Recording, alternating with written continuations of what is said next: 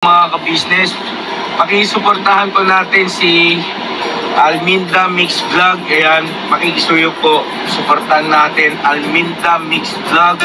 Ako ay nagpaalam sa atin ng maayos na makapag-reaction video sa ating mga uploads. Ayun, maayos po na nagpaalam yan. Sana po ay suportahan natin. Maraming salamat mga ka-business. God bless sa ating lahat.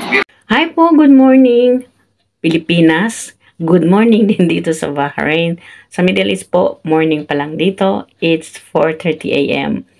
So, good morning din po dyan sa atin sa Pilipinas. So, bago po natin umpisahan ang ating reaction video, baka sakali hindi pa kayo nakasubscribe sa aking munting bahay, sa aking munting channel, baka po pakisubscribe and likes and share sa aking munting bahay, sa aking mga reaction videos. So, at huwag po nating kaligtaan din, suportahan o isubscribe ang ating Ka-Business Official, Papa Lins TV at Family Ka-Business at ang Young Russell po. So, paanibagong reaction video natin dito kay Atin Nanette, na updated natin sa lahat ng ating nangyayari dito sa ating issue dito kay Bong at kay Clarissa. So dito ayon kay Ate Nanette ay dumating uli itong si Bong na bumalik dito sa kanilang lugar. At ang dungis, ang baho daw dito nitong si Bong na naman ulit, bumalik na naman sa dati niyang ginagawa na gumagala kung saan-saan. Siguro hindi na naman ito umuwi doon sa kanyang girlfriend na si Clarissa. Kaya, eto si Clarissa, tahimik at supalpal ngayon mga kapatid, mga ka-business na kapapi natin dyan. Supalpal si Clarissa ni natin Nanette, di ba? Ate Ninette pala. So, ngayon, reactionan po natin ito na ayon kay Ate Ninette, nagpunta uli dyan si Bong. At ayon kay Clarissa na nabanggit niya yan doon sa last live niya nung linggo, na sinabi niya, pinapunta ko po si Bong doon kay Ate Ninette. I'm not sure na noon, kaya hindi ako nakapag-reaction doon kung sino Nanette, kung sino sinasabi niyang Ate Ninette. Yun pala ay si Ate Ninette. Sinabi niya yon. Panoorin ninyo ito para malaman ninyo yung totoo na aming mga rini-reaction. At yung sinasabi ni Ate Ninette, pareho sa aking sinasabi, kaya po may nag-comment dyan, yan si Jan Pascual. Ako po daw ba ay CCTV ng ka-business? Pwede rin po. Pero para sa akin po, ang content ko is content ng reactor. So, being reactor, nire-reactan po namin yung mga totoo, yung mga hindi totoo. Diba? So, eto, ang sinasabi ni Ate Nanette, nasupalpal si Clarissa dito kasi lahat ng sinasabi ni Ate Nanette ay totoo. Yung nandun kay Clarissa at kay Bong ay hindi totoo. Yun lang po ang pagkukumpara ninyo doon. Nagla-live si Clarissa, sinasama niya si Bong, na tinatanong niya, ay lagi naman itong si Bong deny ng deny, kahit patayin pa basta mag-deny siya. Alam niyo kung bakit si Bong natutong magsinungaling dyan kay Clarissa? Takot kasi siya dyan kay Clarissa. Sino ba naman hindi matakot doon kay Clarissa? Pag dumilat ba naman yung mata ni Clarissa at itaas yung isang kilay ni Clarissa, naku, kahit naman siguro multo, matatakot doon sa pagdilat ni Clarissa ng kanyang mata at sa pagtaas ng kanyang isang kilay. Hindi ako marunong noon eh. Paano ba yun? Sorry po ha. Sorry po mga ka-business. Yun lang naman ang totoo, di ba? Sino ba naman hindi matatakot? Kaya naman si Bong at hindi talaga umaamin dito kay Clarissa kasi takot ito. Kahit noon pa naman, yung huli nila, yung mayroon silang vlog dyan kay ka-business, nang dinilatan niya ng mata si Bong. At tinalakan niya si Bong. Ang sabi ni Bong, ayaw ko sa kanya kasi Bunganga siya. Nanggaling yan kay Bong, hindi yan nanggaling sa akin. Kung hindi kasi kayo nakapanood, panoorin ninyo kasi ang mga vlog ni Ka-Business. I-subscribe na rin ninyo para malaman ninyo kung ano yung totoo, 'di ba? Hindi nagko-comment kayo, wala kayong alam. Magko-comment kayo na may alam talaga yung from the beginning until now. Para alam ninyo, hindi ba mga Ka-Business? So dito na nga kay Ate Nenet, ibalik natin kay Ate Nenet. Panoorin natin kung ano yung nalalaman ni Ate Nenet dito sa kanyang pagka-CCTV. Go! Si Ate Nenet, kahit binansagan ng human CCTV, ang sinasabi po ni Ate Nenet, lahat ay totoo. Hindi nagsasabi si Ate Nenet ng hindi totoo. Totoo po lahat ang sinabi ni Ate Nenet. Go lang Ate Nenet, laban natin to. Huwag natin silang tatantanan. Nandito tayo. Diba? Pareho kami ng linya ni Ate Nenet. Kung hindi mo titigilan ang inyong pagsisinungaling dito sa iyong live, di ka namin tatantanan, di ba? Pagkasalan mo si Bong nang tatantanan ka namin. Yun lang po. So, panoorin natin si Ate Nenet kung ano yung sinasabi niya.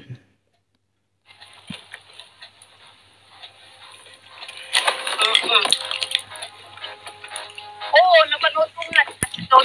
Oo. Oo, nag-scout sila nga doon. Hindi nila rin naputan si Bong. Kasi umaga kasi umaalisan doon. Oo.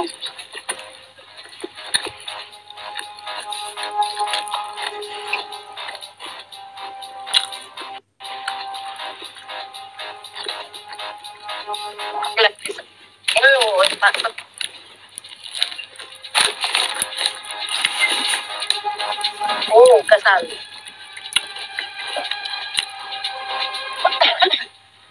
Yan yun.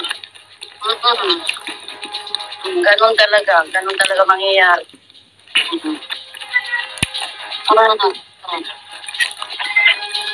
Reactor, Ma'am Fleur. Ay, Ma'am Fleur. Oo, sa kanyang vlog, sa kanyang live.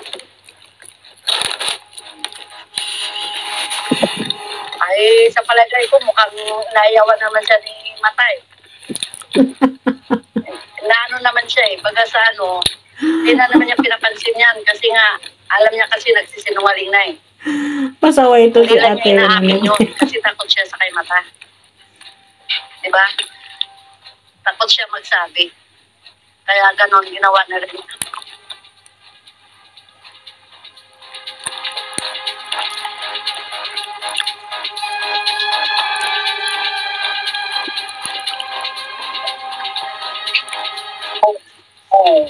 Oo. Nandyan sa ipong sa kanila. Oo. Ay ako, sa palagay ko, mukhang hindi na talaga siguro muna niya sasama. Pagkas ano, sa kanila lang muna siguro. Pinapalabas na sa kanila lang dalawa yan. Na hindi nasangkot si Bong sa ano niya, sa mga ginagawa niya, mga kalukuhan niya. Parang gano'n ang ano ko eh. Ang tingin ko sa kanya eh. Hindi niya sinasama mo na yan. Sa ngayon hindi niya kasi sinasama. Kasi nung wala siya eh. Hindi kasama si Bong eh. Di ba?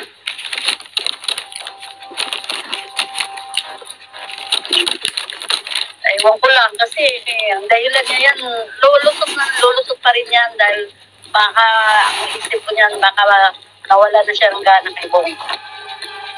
Dahil sa katapon-tapon. Nagtataka na yan kay Bong kasi nga paano yung punta na dito ni Bong kasi ang sa ano niya, ayaw na ayaw yung pinapapunta dito si Bong.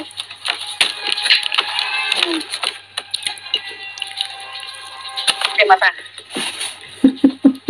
Oo, yan yan. Napanood ko yun. Ay nako, kaya sabi ko, sige tuloy niya kung gusto niya. Talagang harapin ko naman talaga siya eh. Talagang askin anong gagawin niya. Ay talagang totoo naman sinasabi ko eh. 27, 28, di ba? Birthday ko 26. Noong 27 siya pumunta dito. Tapos kinabukasan, bumalik ulit siya. Umaga lagi siya pumunta, hindi siya sa hapon. Ang hapon niya, baga sa ano, pauwi na yon. Wala rin signal. Diba? May na signal.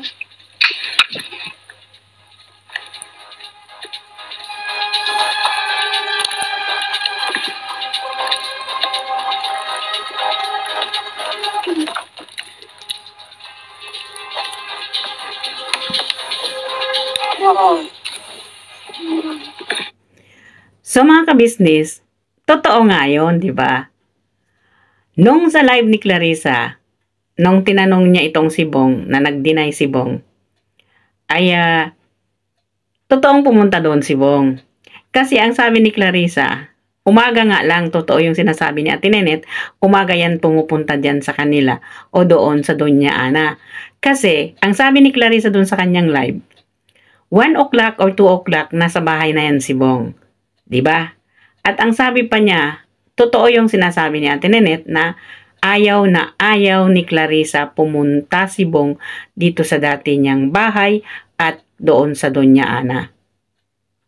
Pero, nakakapunta pa rin si Bong doon sa mga lugar na gusto niyang puntahan kasi umaalis siya ng 7 o'clock, bumabalik siya ng 1 o'clock kasi ang tawag sa kanya ni Clarissa is ganon, hapon. Sa umaga ay hindi makakatawag si Clarissa kasi nga busy yun. Kaya ang ginagawa ni Clarissa, tinatawagan niya ng hapon si Bong. Ang ginagawa ni Bong, gumagala siya ng umaga.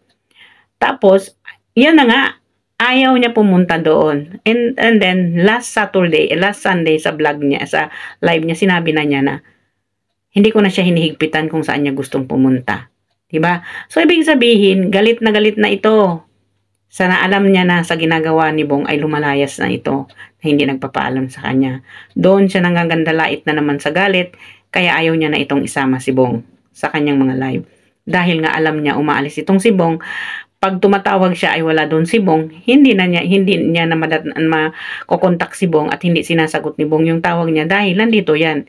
Nagmamadali umuwi ng 1:00 yan, 2:00 na sa bahay na siya. Doon siya tatawag kay Clarissa. Di magkatugma nga talaga. So bakit ninyong sabihin, nagsisinungaling si Ate Nenet, kami nakikisawsaw ng mga reaktor? Kasi yung mga kwento po, yun ang aming ginagawa na content namin being isang reaktor.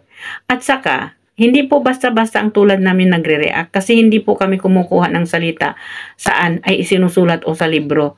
Sarili po naming utak ang gumagana dyan sa aming pang-reaktor. Dito po yan nanggagaling. Iniisip po namin muna kung ano yung sasabihin namin para hindi po kami masira din sa inyo at hindi din masira yung aming na nire-reactionan na video kung kaninong galing dito kay Kabisnes. Ayaw rin namin po masira sila. Ayaw din namin po masira kung sino. Kasi ang sinasabi namin ay yung katotohanan lamang. Kung sino yung totoo, kung sino yung nagsisinungaling. Diba? Ganon po yun. Kung baka ibang sabihin, ipamulat lang namin talaga sa inyo kung sino yung totoo at kung sino po yung naging transparent doon sa lahat sa pangyayari na yun. Yun po, dito namin po yung kinukuha. We are not using just in our mouth pag kami po gumagawa ng content namin. Dito po yan namin ginagamit. Sa utak namin po yun. Kahit naman po, siguro ganito yung pagmumukha ko, may laman po yung utak ko. Hindi ba mga kabisnes? I'm not using my mouth, I'm using my mind. Wow, di ba? Kasi kung hindi ko namin gagamitin kung ano yung nasa utak namin, papagana namin doon sa inyo, ayaw ninyong manood kung walang kasigaruduhan, walang puro kabalastugan ang aming sasabihin, puro kayabangan ang aming sabihin, ayaw ninyong manood sa amin. Ang amin lang kasi, yung content namin na being reactor, mahirap po kasi nanggagaling yan. Yung mga words na ginagamit na nakikita namin o napapanood namin, i-analyze po namin yun bago po namin yan gawin ng content. Para hindi po magalit yung may-ari at hindi rin kayo magalit sa amin. Katulad na yan, katulad nitong nireaksyonan ko tong latest vlog ni Kabisnes na itong human CCTV niya na si Ate Nenet. Ilang ulit po namin yan. Halimbawa, i-record po namin yan with na consent ni Mr. Kabisnes Official. Hindi po yan namin na i-record kung hindi po yan namin pinapaalam kay Mr. Kabisnes. So, paulit-ulit namin po yun papanoorin kung ano yung laman ng video na iyon para naman alam namin kung ano ipinapaliwanag namin, kung ano yung mapupunta, kung ano yung maisip namin na isalaysay o ipaliwanag sa inyo kung ano po yung nangyayari doon sa video na yun para hindi po masira kami sa inyo na bilang nanonood sa amin. Hindi po kami basta-basta gumagawa ng content na magre-reaction kami kung hindi po gumagana yung utak namin. Gumagana po utak namin dito. Hindi po kami basta-basta na lang na sinasabi nila nagsasalita na walang kabuluhan. Hindi niyo panoorin ang aking reaction video kung walang kabuluhan ito. Hindi ba mga kabisnes? Yan lang po yung totoo. So dito sa sinasabi ni Ate Nenet, totoo po lahat itong sinasabi ni Ate Nenet. Kasi, hindi naman siya magsasalita kung hindi yun totoo. Bakit niya gustong ipa-content sa ating pinunong kabisnes kung alam niya hindi totoo yun? Kasi napanood din niya itong live ni Clarissa. At sinasabi nila na si Ate Nenet ay nagsusuway dito kay Clarissa sa kanyang mga live. Kasi, they are concerned about sa sitwasyon ni Bong. Kasi, kung si Clarissa at yung mga alipuros ni Clarissa na hindi nila kilala si Bong, si Ate Lana at Ate Nenet, kilalang kilala nila si Bong. As Ate Nenet said, kaya niya concern kay Bong, hindi yung dahil gusto niya si Bong. Dahil kilala niya ito ang naghahatid sundo sa anak niya na nag-aaral pa dati. So it means kilalang kilala nila si Bong. Ayon pa dito kay Ate Nenet, kilalang kilala ko po kung paano kabait si Bong. So, ibig sabihin, ang kabaitan ni Bong ay natakpan na ng kasinungalingan na tinuturo nitong si Clarissa. So, nasaan na yung kabaitan ni Bong? Naging sinungaling na si Bong. Naging takot na si Bong. Ayaw na nga ni Bong magpakita kay kabisnes dahil sa takot niya dito kay Clarissa. Diba? Sino ba namang hindi matatakot doon na dilatan ka ng mata at pataasin yung kilay na isang kilay mo ay siguro naman kahit demonyo takot dito sa taas ng kilay at mata ni Clarissa, di ba? So siguro itong si Bong takot na takot siya dito kay Clarissa, kung ano yung sasabihin ni Clarissa sa kanya, itanong sa kanya ni Clarissa, hindi siya nagsasabi ng totoo. Although dito kay Ate Nenet nandito yung katotohanan. Di ba? So ang pinapaniwalaan ni Clarissa ay puro kasinungalingan. Tulad ng nasa isip niya ay siya ay nagsisinungaling sa mga tao na hindi totoo yung pinagsasabi niya. Yun din ang ituturo niya kay Bong. Dapat yun, hindi ganun ang pagtuturo niya kay Bong. Ituturo niya kay Bong kung ano yung tama. Diba? Hindi yung kasinungalingan ni Bong na itinotolerate niya. Kaya si Bong hanggang ngayon sinungaling at takot si Bong. Dapat hindi niya takutin si Bong na huwag pumunta dito, huwag pumunta doon, especially huwag pumunta doon kay kabisnes. Kumbaga, tinatali niya ito sa leeg na parang aso niya. Huwag kang pumunta doon. So, for that matters, ano yung kanyang malalim na kahulugan, bakit ayaw niya si Bong man lang pumunta kay kabisnes o pumunta man lang doon sa dati niyang bahay? As nakita naman po natin, siya mismo ang nagpakuha sa lahat ng gamit o damit ni Bong doon sa bahay ni Bong.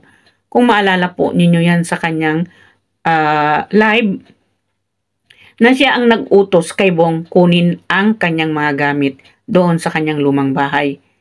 So, in that case, bakit niya gawin yun? Na wala siyang pahintulot dito kay Mr. Kabisnes na gawin yun. Although, alam niya si Bong ay nanggaling doon kay kabisnes. Ang tumayong magulang ni Bong ay itong mag-asawa na kabisnes, Mr. and Mrs. Kabisnes. Family kabisnes ang tumayong pamilya ni Bong. So, paano niyang nagawang bastusin ang pamilyang iyon, hindi siya magpaalam, na kinuha na lang niya si Bong. At alam niya naman, si Bong ay para din niyang uto-uto na tuta o para ba yung kalabaw na tinali niya sa ilong, hatakin niya susunod sa kanya. Dahil sa takot ni Bong at dahil sa paninindigan ni Bong na kaya siyang pakasalan ni Clarissa, tumalikod ito. Isang sabi lang ni Clarissa, mahal ko, kunin mo yung mga gamit mo doon. Sumunod naman itong si Bong kasi ang pagkaakala nito ay pakakasalan siya at sana naman po ay may kasal na magaganap itong July na ito. Dahil yun na ang pinanandigan na ni Bong yan. Hindi naman po siguro yan babalik dyan kay Clarissa kung hindi niya naman pinangakuan na naman ng kasal. Hindi ba mga kabisnes? Alam naman natin si Bong na maligalig yan. Dahil siguro dito sa tamis na sinasabi ni Clarissa na naman nauto na naman niya itong si Bong. Kasi alam naman niyang uto-uto. Ngayon, nang nanandyan sa kanya, hindi pumatok ang benta niya kay Bong doon sa pagla-live niya. Ayan, unti-unti na naman niya pinapadama kay Bong na siya ay nagsasawa na wala namang silbi itong si Bong sa kanya. Ayan, madungis at mabaho na naman daw si Bong ayon kay Ate Ninette. Hindi na naman daw po ito malinis. Yan, bumalik si Bong sa dati niyang ginagawa. Ang hindi naliligo, ang nag-iikot-ikot dito sa Sampaguita Place, dito sa Santa Doña Ana at dito kila Ate Ninette kung saan may barkada siya na umiinom. Bukas makalawa yan, lasing na naman yan si Bong. Diba? So ngayon, supalpal itong si Clarissa sa mga sinasabi ni Ate Ninette. Dahil lahat ng sinasabi ni Clarissa ay hindi totoo. So sino ngayon ang mapapahiya? Kami mga reactor na nagre-react dito kay Clarissa, hindi kami mapapahiya. Siya mapapahiya. By the way, hindi naman siya mapapahiya kung hindi siya gumawa ng hindi maganda. Siya ang nagpapahiya. Kami reactor, hindi si Ate Ninette na si human CCTV ni Kabisnes. Si Clarissa mismo ang nagpapahiya sa kanyang sarili. Di ba mga kabisnes? So hanggang dito na lang po ang aking reaction video. Sana po ay nagustuhan ninyo ito. Maraming pasalamat po sa nanonood at shoutout po sa aking mga bagong subscriber at mga nagko-comment sa aking video. So ito ang inyong lingkod, Alminda Mix Vlog, nagsasabi maraming salamat. And may Allah bless us all. Please don't forget to subscribe Kabisnes Official, Papa Dins TV, and Kabisnes Family at Yang Russell po. At ang aking lahat na kasamahang reaktor, kagaya ni Taong Gala Vlog, Analisa Reality Vlog, Anime Reactors TV, Ma'am Flash Channel, at Kalingap Turak Vlog, at PLC Katangay Vlog, at inyong lingkod, Alminda Mix Vlog, nagsasabi, may Allah bless us all. Thank you very much. Bye-bye. Banat. Bira lang mga kabisnes. Bye-bye po.